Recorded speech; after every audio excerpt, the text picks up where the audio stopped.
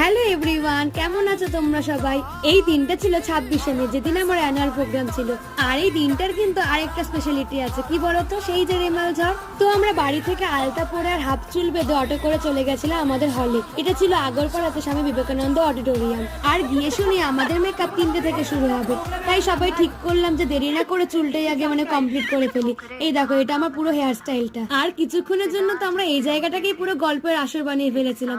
এমনি সময়ে সারা বছরে বেশ অনেক কটা প্রোগ্রাম করলেও এই অ্যানুয়াল প্রোগ্রামের দিনটা আমাদের সবার মধ্যে একটা আলাদা এক্সাইটমেন্ট থাকে। আর এইসব পাগলামি তো আমাদের সারাক্ষণই চলে। তারপর সবার চুল টুল বাঁধা হয়ে যাওয়ার পর আমরা চলে গেছিলাম ড্রেস পরতে। আর তারপর ড্রেস পরে আমি বসে পড়েছিলাম মেকআপে।